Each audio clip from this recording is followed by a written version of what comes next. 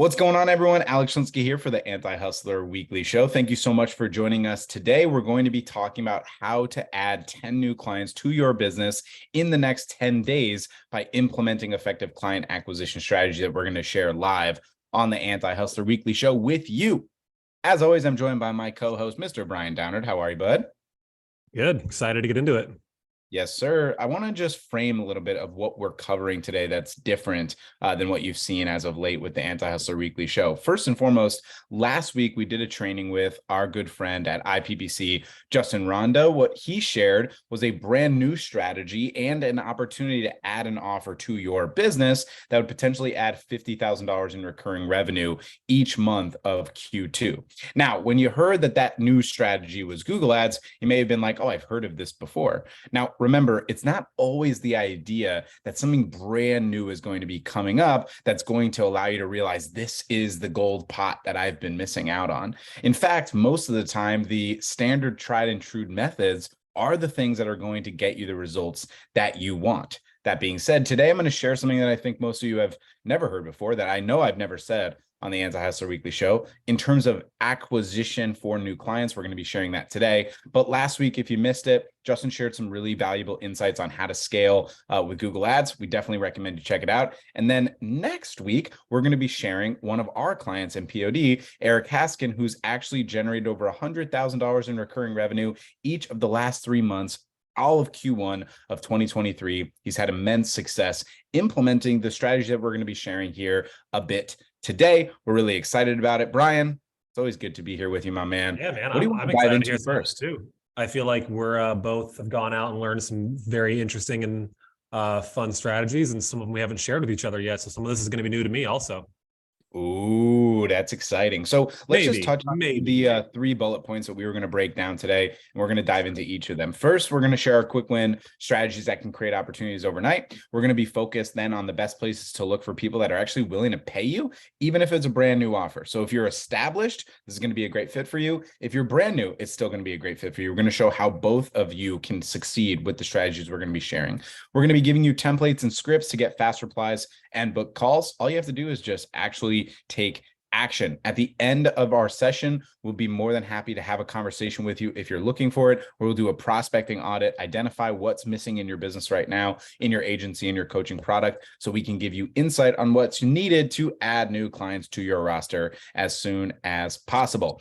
Brian, let's get kickstarted here first. What's some best quick win strategies that can create opportunities overnight? Sure. So this first one's going to really apply if you've been already in the game, air quotes, the game for a little bit of time, because just transparently, the easiest place to make money is from people who have already paid you money, or closer to that, or close-ish to that, people who are considering paying you money. So what that means is you needing to go back to past clients, assuming the relationship didn't end like a train wreck, past clients, past leads, current clients. Those are always going to be the best place to get potential people from. So for example, we've got a new business coming into POD. They've been running separately, agencies on the side, want to go in one direction, but one of them in particular has a client, a lawyer in this case, that's a great industry that they can go pursue. Family law is a great niche to go after. And instead of trying to go knock down doors of random people for this offer and family lawyers, start there. Start with the person, the people already in your network. And I know it's probably maybe overly obvious, but a lot of people ignore this because they're afraid. And if transparently, if you can't sell to someone who you already know and who likes you and trusts you a little bit, you're going to find it very, very difficult to sell it to someone who is a complete stranger. So really start there. And especially if this is a complimentary offer to what you've done in the past. I hear a lot of people in the agency space moving into SaaS and SaaS in the agency space, then vice versa. People always get this grass is greener mindset, but start with the people who've already served. That's going to be the best place to do it. So let me show you how to do this really quickly. Something we call an RGY audit call. And essentially RGY stands for red, green, yellow. And what you do is identify through your clients, past clients, and leads, not necessarily leads, we'll talk about that in a moment, but really past clients and current clients, which are red and or yellow. So red, bad standing, got to maybe churn or they already left. Yellow, shaky ground, kind of have to figure out how to write this. I'm not going to try and sell those people really anything, maybe unless it makes perfect sense, or really ask for referrals. You just want to fix those relationships, right? You want someone to be in a green standing. And when they're in this green standing and they're happy and satisfied with the work, it puts you in a very advantageous position where you can now make an ask of them. Who do you know? Are you considering doing this thing in your business as well? And then you can put a new offer in front of them. This is going to be the easiest way to do it. I'll give you a little bit of an analogy in terms of like a Facebook group, right? We have a client who's going to start opening a Facebook group, and instead of just opening it up and trying to get like the first couple people in there, we're going to test. We're going to message people to see if there's even interest first before Absolutely. we open those doors. So in this same sense, a lot of people get it backwards. And if you're already in this place, it's okay. I'm not here to beat you up. Really try not to go too far down the rabbit hole of what your new offer is until you do this first step, until you get buy-in, interest from a couple people to validate your direction. Then you can go harder on actually developing it and building it out once you've got some commitment. But again, so we're talking just lowest hanging possible fruit, current past clients, current past leads. Yes. That's going to be where you can get your quickest wins. And we'll go through a couple more here now. Yeah, so I want to also touch on the current and past clients in terms of an angle related to the offer. A lot of people want to ask like, oh, well, do you mean that they should be paying full price? That what if I don't have the confidence in delivery? That's also the benefit of having current and past clients. One, the people that you believe are going to get the best result from the new offer or from even an established offer. But obviously, in this case, we're talking new offer specifically. If you are going to benefit them with this offer, if the results go the way you hope them to, right, then it's totally reasonable to ask them to pay a price that's at a beta rate so you can be transparent with them, leveraging the relationship equity you have, expressing to them, hey, Michelle, we've been working together for 6 months on Google advertising. We want to implement TikTok advertising, and we're going to try this for every single current client we have. Normally, we plan on charging $2,500 per month for this product because it's going to create a brand new opportunity and revenue stream for you. But because you've been a current client and I want to beta test it with you to see what kinks are in the actual machine so we can optimize it moving forward, I'm going to offer it to you at $1,500, which is essentially at cost for me. Are you open to being a beta client with the potential of creating more growth for your business? And then in referral, you're going to be ultimately giving me a testimonial, and I'll use it as a case study if we crush. That way, if you frame what you're doing is telling transparently the people that you've worked with that it is new, but you believe it's going to work. And some of them are going to take the risk, especially because they trust you, because you wouldn't make this offer to them if you didn't believe you can help them. And that's a really critical piece. Now, if your offer is established, it's completely different. It would be in an upsell formula, like Brian was talking about with the RGY format, which is incredibly valuable. But there's another thing that I wanted to share related to more established businesses and a brand new strategy that many people aren't even considering. Now, you've probably all heard of Instagram DMing, Facebook DMing, of course, ads itself, LinkedIn, direct mail, cold email, cold calling, warm calling, sponsorships. We've gone through all of these strategies before on the Anti-Hustler Weekly Show, some very in depth, some more surface level. And of course, we're not the only ones in the space talking about it. We hear about it all the time. And so there's one strategy, though, that we just really never hear about, even though it's a very successful platform, and that would be Twitter DMs. Now, the interesting thing about Twitter is that it's not necessarily a great platform for businesses, meaning in general, most of the time you don't see like local businesses necessarily having a Twitter. You often find them on Instagram or on Facebook. Most of the time, those businesses are using Instagram the most. But what you do see is the owners of these businesses, almost all of them, use Twitter, and some of them use Twitter significantly more than they do any other app. And so if you started 2 strategies on Instagram, that would be pretty simple. Number one is having a VA find for you the list of names that would fit your avatar and create a list of Twitter handles that you can go DM. So for example, if you work with med spas, you get a list from something like D7 Lead Finder, or you buy one, or you get leads online somehow, what you do is you go find the names of the owners of those businesses. It's pretty easy to do with some, website searching, Google searches. You'll end up finding the people pretty simply, either through like LinkedIn or on websites in general. If you then go find their Twitter handles, again, all VAs work, all $2 to $5 an hour, to curate a list of hundreds of people might be $75 to $100. And then we have that same VA curate a message that would just essentially say like, hey, I know you're bombarded everywhere else, but I have something that I believe would be really valuable to you. Obviously, it's not the message we want you to send, but that's the theory in which I'd want you to go after this. We just don't see very often people utilizing Twitter DMs. And then we did have someone recently message us about joining POD, and they were using Twitter DMs and getting significant results, which made us realize, hey, this is a blind spot that we just don't see very often in the agency and coaching space. The opportunity is immense, but it's only ripe for those who actually are willing to do the work. Because usually when we talk about VAs and list building and hiring, people are like, yeah, I get it, I like it, but I'm just gonna not do that. I'm just gonna skip to the easier stuff. There's value in this, there's opportunity in this, and it's something that's completely brand new and very unique. In terms of the messaging that you'd want to send, it would be very similar to any other type of messaging you send in outbound. We'll get you guys some scripts. Some of the value. We're going to give you guys a link at the end of the show. We're going to show some of those outreach scripts. But to wrap this up, essentially the main thing that I would be considering is some piece of value or audit offer that would make it worthwhile for them to consider your framing.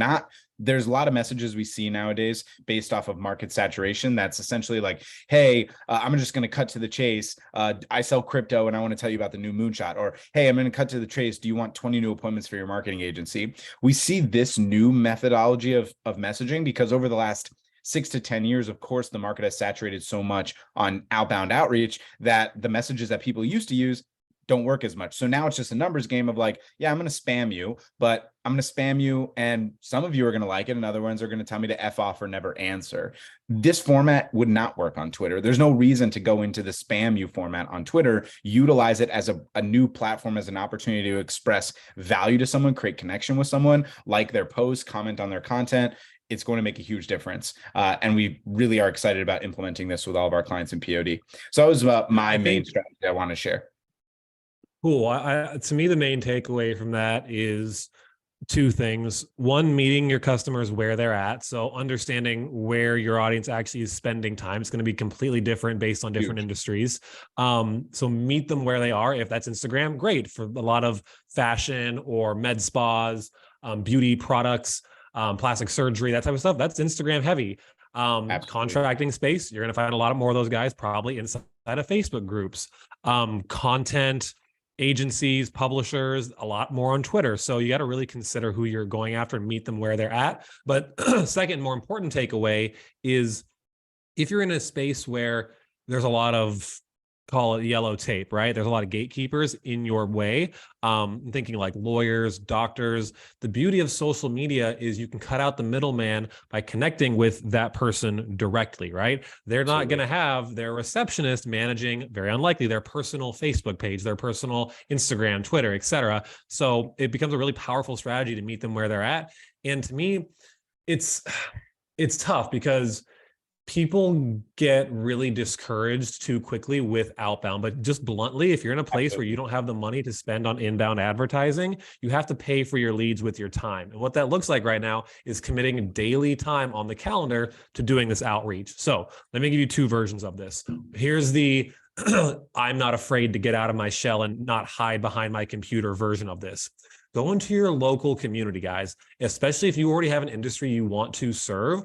Go find that community. I just spoke yesterday on our POD core program to a couple of people who run a landscaping agency out of Arizona. And with a couple of easy searches, we found within a couple of miles of them, the Arizona Landscaper Association with 400 people, and they immediately reached out to them yesterday. I'm going to follow up to see if they got any response back. But if you can go meet people in person, we call it the LK, trying to like, know, trust. I can do this today. LTK factor, like, know, and trust, or LKT factor, whatever you want to call it, whichever order is accelerated greatly when you meet someone in person, and you can really earn someone's trust very, very quickly. Can you do that over messages? Yeah, for sure. Can you do it in your pajamas, hiding behind your computer? For sure. But if you want to actually accelerate this initial offer, a new offer, new business, etc., this is going to be the way, guys. It's really powerful. And people want to help people in their community. Do that. Now, the lazy version, lazy air quotes, where if you want to hide behind your computer and do this in pajamas, you got to really commit to, like I said, a daily KPI for direct outreach. And to me, there's two approaches. Alex had talked about one. To me, I love this frame of the if I could, would you? So let me explain for a second. So I want you to write down the main benefit of what you sell. So for example, I see Brett Williamson here. What's up, my man? Thanks for joining us. If Brett is working particularly with solar companies. So if you had a piece of software for solar companies that helps them text back their missed calls, right? One of the features of Go High Level, I would have a very simple message around the, if I could, would you frame something to this effect? And I'm going to paraphrase here, but hey, if I could help you guys automate responses back to your missed calls, would this be helpful to you or not really? Just that simple frame of where you're going to ask and validate if the thing you are doing can help them. And really all you are fishing for is positive responses, because then you can take those positive responses and call them, follow up, set appointments and meetings from that. We're not going to dive into the framework right now of how to sell a new offer on a call. But these are ways you can generate opportunities for them. I would commit to a daily goal of 100 touch points. You could do 50 to 60 through cold email and automate that, 20 through LinkedIn, automate that, 20 to 30 through Facebook, partially automate that. Bluntly, Facebook's a little harder to automate, but commit to that daily KPI, guys. And I know some of you have been hanging out on these calls with us before. It's not new to you. It's not, this part isn't new, but no. You actually do it today and we follow up with you in a couple of months, you're going to be in a much different spot. So don't hear this again for the second, third, fifth time and not do anything. This is a very simple thing you can do from your pajamas. You can do it right now. So I'm going to move past that. We'll get on the next part of the show. I love it. There's two more things that I want to add today's session. Number one, I kind of jumped into the next one already, but that's you're totally good. Number one is not only does the affiliations of your local community work for you, not only do your current clients and past clients work for you, there's two other really valuable connections that you want to consider. Number one would be an alumni association. If you went to college and you are part of an alumni network, the opportunity to connect to other alumni from your alma mater is incredibly valuable and creates an immediate brand equity or relationship equity piece that's not available for other people. Especially, someone, if you're cold outreach. Everything is location-based, right? The location-based relationship is in the same way. Absolutely. Absolutely. So if you go to and find an alumni network of, attorneys that went to University of Florida, for example, and you reach out to them saying like, hey, I'm also a UF grad. I'm looking to work with other UF alumni to talk about this specific thing. It creates just an opportunity that's different and unique in comparison to the other people reaching out to these businesses. And that opportunity is immense and something that most people just frankly do not take action on. Again, this is just about list building, creating opportunity, knocking them down. The second piece would be religious affiliations. We've spoken about this a lot, but people that go to your temple, that go to your synagogue, that go to your church, that go to any religious affiliation whatsoever, they run businesses. There are small businesses. There are entrepreneurs. There are people that want to help you, but you have to ask for help. And you have to have audacity to do so. The reality is most people, when I explain this particular piece, they get really worried. They get really scared, really concerned. Like, oh, I'm coming off too strong. They're not going to like it. It's just a ridiculous thing. It's one of the most common concerns that, I see with entrepreneurs is that we suffer more in imagination than we do in reality, right? This is, I believe, Epictetus said that, I think, or Seneca said that, a classic Stoic. We think that we're going to go talk to someone that we've known at church for 10 years about a business opportunity we have for them, and they're going to shut you down. They're going to be like, no, how dare you? How rude of you? It's not going to happen. It's in your mind. It's just not going to happen. But you have to have the audacity to do it, and the opportunity is available to you. Brian, go ahead. And I'm gonna add to this that well, first of all, half joking. What can I do to become Jewish? Because I'd like to get into that club. That's probably a good club to be in. It's a great club. Second, less joking. You need to focus your ask, right? So there's a lot of benefits to choosing an industry to serve, but one of the main benefits here is, especially if you're kind of starting out, you're not really sure who to serve, try to at least pick a category, right? So if I wouldn't serve everyone, that's obvious, but if you're don't have to necessarily go right to roofing, roofing, maybe it's home services. But what my point is, when you are asking of your community, whoever, going and finding these people, it's much easier when you can go, hey, do you happen to know anyone who runs a home service business, HVAC, roofing, et cetera, versus like, hey, who do you know that runs a business? Love so the that. more focused your ask is, the Love better that. result you're going to get from it. That doesn't mean you have to marry that niche. You can experiment with a couple of different ones if you're towards the newer end of an offer, but it pays dividends and scalability becomes a lot easier through fulfillment, sales, all of it, when you can pick an industry to really focus in on. There's just compounding interest and relationship value when you do that as well. So I want to add one more element to religious affiliations and associations, and then tell you about the carpet bomb method, which makes sure that you encompass all of this together. So in terms of religious affiliations, there's one other element you might want to consider. A lot of, especially larger churches, synagogues, places of worship in general, have either like a monthly bulletin or sometimes even weekly. They definitely have a quarterly one, either sent to the homes of the congregants or provided to you at any services, as an example. So right now is the holiday of Passover. For anyone celebrating, happy Passover, Chag Sameach to you. And also I know this weekend is Easter. So for any of you that are celebrating and spending time with your loved ones, happy Easter to all of you. To any of you not celebrating anything, happy Thursday to you. I hope you have a great Thursday. We love you. It's all good either way. Anyhow, the point is, in Judaism, it's really common, obviously, for the community to come together for a big holiday like Passover, just as much as Christians would for Easter. And so there's usually a very special bulletin, like a pretty lengthy, kind of old school newspaper format with about 30% ads and 70% features and stories and stuff. And one of my very good friends, Zach Goldglantz, was asking me about help to generate, growth for his business. He's an accountant. And I told him to take an ad out. It's kind of hard to see, but he took an ad out in his synagogue's newsletter for Passover. This has more than 15,000 eyes on it, right? So just impressions, right? It's the same effect as a billboard. This is provided to all of the synagogues in the local area, tri-state area. It's way more than 15,000 people that are going to be reading it after eating way too much matzah. Like that's what's going to happen. And some people that read it are going to say, I need that. And they're going to call him and the opportunity will be created. The ad costs less than $500. Less than $500. You probably will be shocked by the pricing that's available for you for ad placements in religious affiliations, but it's there, it's available. So it's just something I wanted to make sure we added. So those were a couple different strategies that we really just have never spoken about on the Anti-Hustler Weekly Show that I really wanted to ensure we brought up today for you. The question is, are you going to do it? Are you going to try it? Are you going to implement it? And that comes down to the next piece, which really encompasses the whole training, which is the carpet bomb approach, right? If you try only one thing at a time, right? Only just one thing especially at a low rate, you're just not going to have enough runway most of the time. If you're full-time in this industry and in this business, and you want to identify whether you're brand new or established, you want to identify a new acquisition system, either because data says your ads are, getting worse, or because you're like basing it on a whim because you want to hustle your way to grow, which is fine. I hear it all the time. Ultimately, what you'll end up finding is if you focus on just one little tactic, like I'm going to do cold calling only, and I'm going to do 100 calls and bam, like I'm going to get the result, right? Or I'm going to send messages on LinkedIn and bam, I'm going to get the result.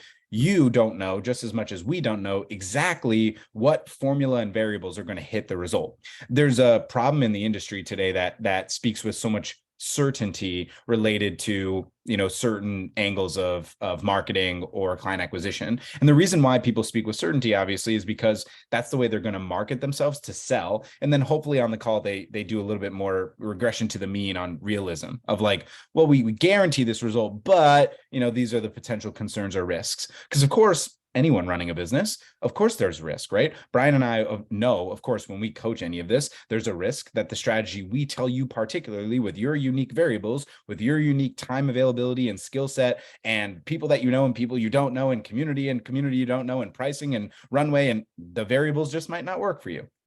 But the variables are significantly diminished in terms of chances of failure, right? Meaning your chances of success is far greater if you go with the carpet bomb approach, where you implement 3 to 5 to 7 to 10 strategies at once in a reasonable format that can be tracked, right? You can't overwhelm yourself, but in a way where you can test in a smaller format, but with more opportunity, spreading the wealth. Diversification essentially is the game of carpet bombing, right? Obviously, long-term, we want you to run ads. We want you to create a financial plan where it's pretty simple, where you put in $1, you get $5 out. You're able to put 10 to 15% of your client LTV into your ad spend. But not everyone has that type of budget available to them up front.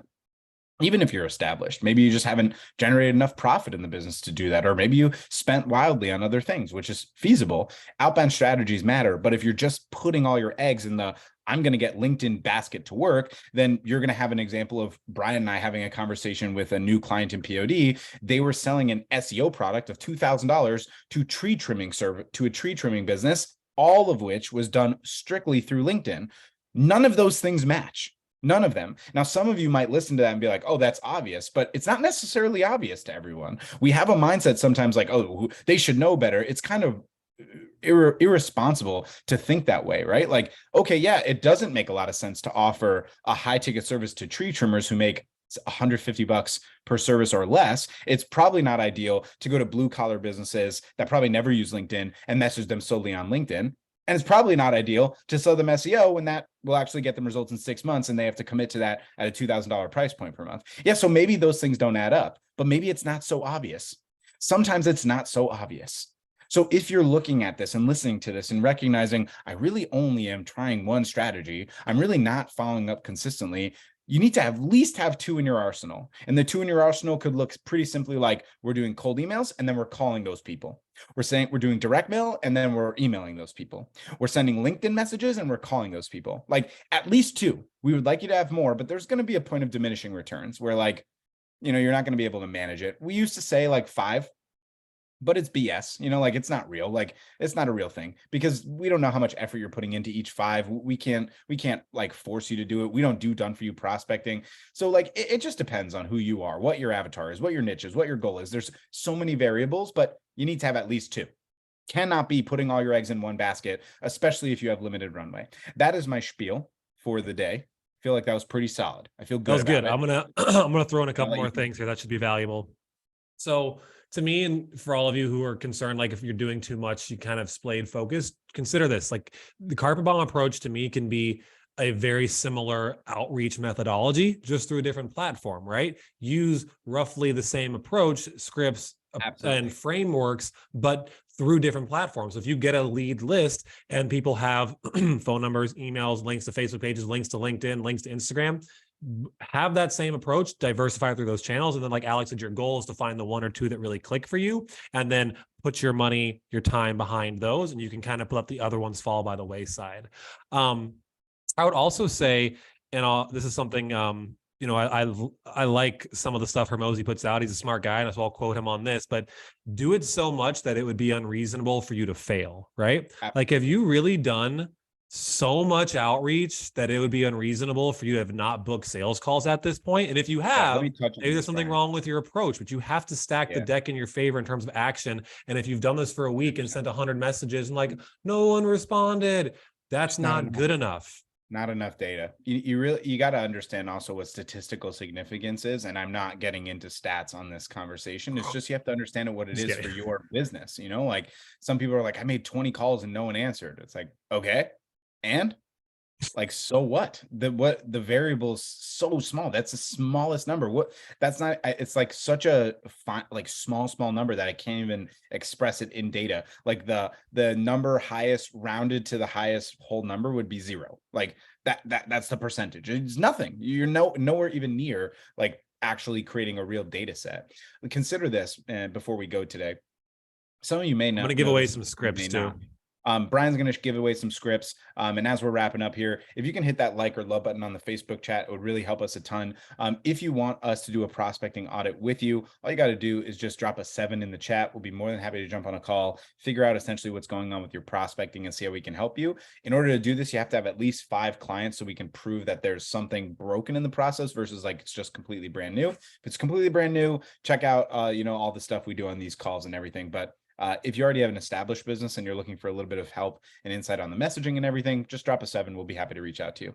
That being said, some of you may know this, some of you may not. I used to work with the Miami Dolphins as a media member. For those of you that don't know me personally, I am a massive, massive Miami Dolphins fan. Have been since I was a little kid, and I'm very passionate still to this day. In 2014, I was a media member for the entire season, which was an incredible honor and opportunity. The way that this occurred, though, is very, very, very relevant to outbound prospecting. And that was strictly the idea of what Hormozi had just noted. And the way that I kind of coined it is I was willing to hear no more than they were willing to say it. I was able to create this opportunity because I sent over 200 emails to websites to create a buy line. More than 90% of them offered an opportunity without payment. I did get one that offered me payment. Are you ready for this amazing payment? Here's these incredible stats. $1 per 1,000 views on a website. That averaged 1,000 views per article. So yes, I was writing for the Miami Dolphins for about $1 per article. That's how passionate I was. Also kind of how dumb I was, but that's a different story altogether. Anyways, when I got the byline, I emailed the editor of the website, Fansided, a Sports Illustrated affiliate. I said, amazing, now I'm a credentialed media member, right? Like I just go on Sunday and we're all good. He's like, no, that's not how it works. You have to call the PR department and they have to accept you still. Not everyone's automatically credentialed. I'm like, oh, dang. Like I thought I already won the race. I thought I already had it. But the truth was I was 50% of the way there. And so I called and I got every objection. And so I called and I called and I called and I kept calling every single day because I was very, very committed to creating this opportunity. I was committed to being a Dolphins media member. Nothing was going to stop me from making that happen. And every day I would call, I would expect pretty much some objection, but I had nothing to lose, right? They're going to pick up the phone every time, pretty much. And they're just probably just going to give me the same objection. Maybe one day they'll wilt. Maybe one day I'll get it. Easy to say in retrospect, right? I don't really remember how I felt at that time. I was probably defeated and frustrated and sad and upset, but it's not really how I remember it. I do remember what ended up happening though. Finally, one day she picks up the phone and says, Jason Jenkins, PR director for the Miami Dolphins, is available. Then I get that weird little hold music. And I realize for the first time after 2 months straight of calling, I have absolutely no fucking idea what I'm going to say. I had no idea. I don't remember what I said. I think I blacked out. It was probably something along the lines of like, Dolphins fan, media member, Alex Linsky, please. And he was like, cool, you're credentialed. We'll see you on Wednesday or Sunday. And click. And there it was. And it happened. No one can take that away from me. It doesn't matter like what financial opportunities came from it, 0.